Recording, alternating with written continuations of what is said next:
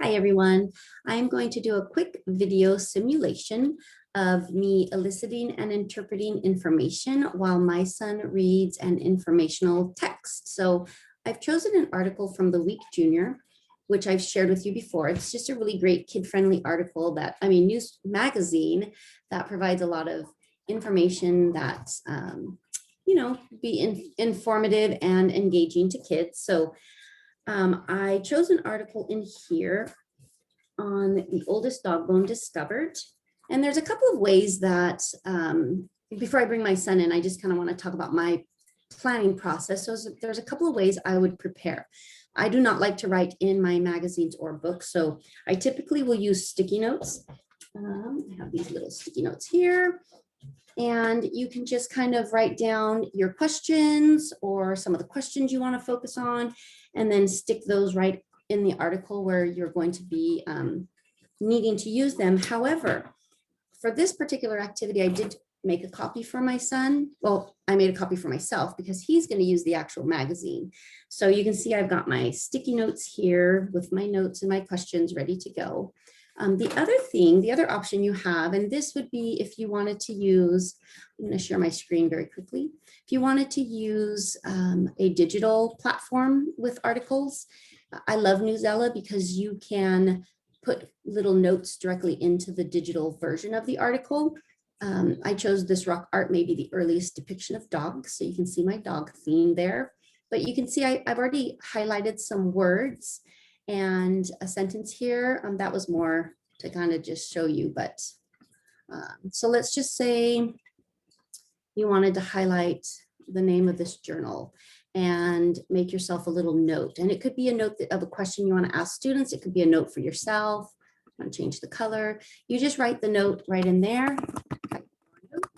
and it saves it automatically for you. So there you go. That's how you can use Newsella. I did create just a very basic version of the planning tool I'm going to send to you that just has kind of my thought processing on comprehension demands.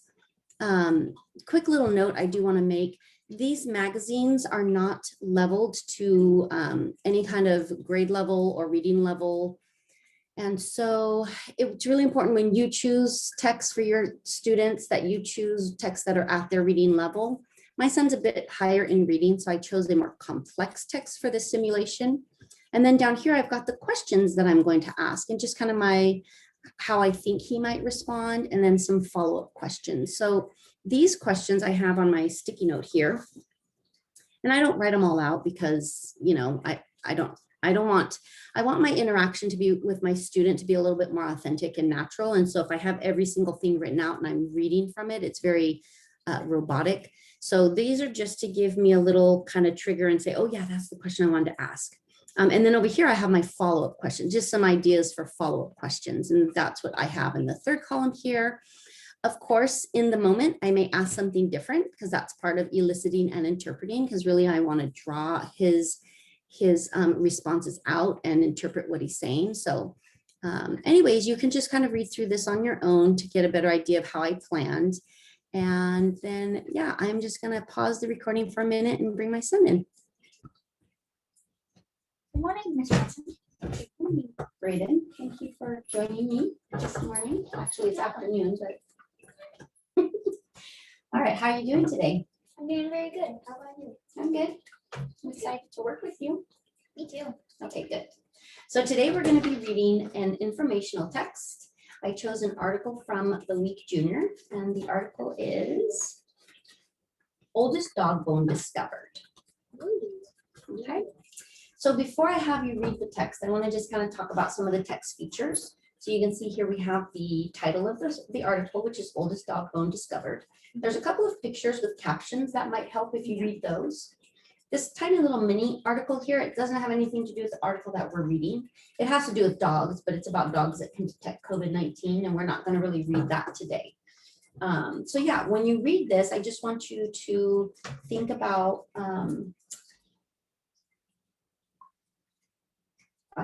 just think about the article. There was one thing I was trying to think of, the other thing that I wanted to talk about. There's some vocabulary words in here that you might come across and might or might not pose a little bit of a challenge. So I thought maybe we could talk about those, or did you want to just read the article and see what you can figure out on your own? Okay, so the first one is here. Oops, where'd it go? Fragment. So what is a fragment? It is a part of something. It's A small part of something. Okay, so small part of something. And then we have migration. Do you know what that is? What is migration? Migration is when a group of people or small groups of people, a few small groups of people all move to one place. Yeah. So they move from one place to another. Yeah. Awesome.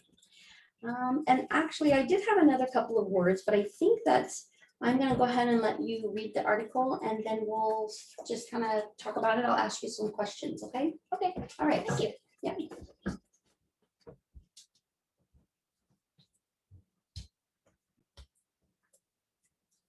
Okay, so you had a chance to read the article. Yes. Okay. What did you think of the article? I thought it was really cool, and it was just So it's okay. So I mean, what was cool about it? What did you like about it? If it was cool. I found how old the fragment was. Like I didn't even know like that dogs live that long. Like it was that long ago. How long ago do you remember?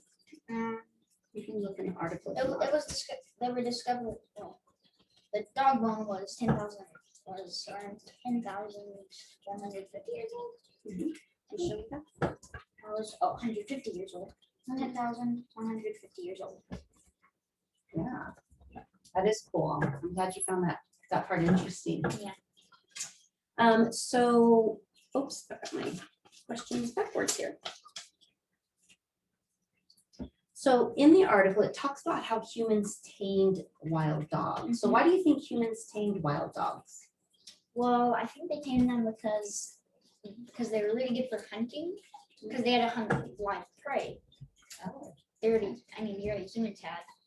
Now we just buy them from the store. Yeah. Okay. And it said that humans fed the dogs. Why would they do that? Probably because then it would give them a good taste of what to hunt, and maybe they could taste it and then combine that with smelling and smell out the animal and catch it. Okay. Maybe. So what you're saying is humans tamed wild dogs to help them find food sources and hunt animals. Mhm. Yeah. Okay. Any other reason you think the humans might have tamed wild dogs? Maybe as a companion. Maybe got boring or lonely. They got lonely and wanted a companion. Okay. So what about, I'm going to ask you about the scientists and how did they know that the bone fragment was from a dog and not some other kind of animal? Well, in the article, it actually said that they might have thought it was another animal. What did they think it was? Well,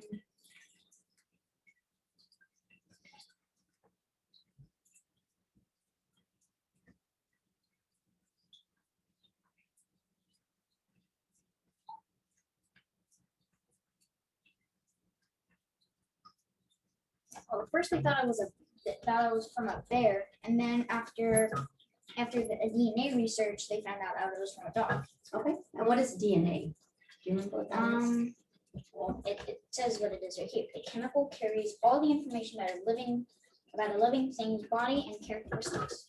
Awesome. Good So- job. They must have matched it from current existing DNA from a dog with the old DNA. The old DNA? Can you clarify? What do you mean by the old DNA? I mean the bone fragment. Oh, It's 10,000 years old. I think it's old. Yeah, that's old. So you were talking about they compared DNA from a dog today to the DNA from the bone fragment they found. Yes. Okay, that's interesting. So that makes me think of something else I'm wondering. How did they know it was from, like, I guess a couple of questions. How did they know the bone is that old? And how do they know it was a domesticated dog and not a wild dog?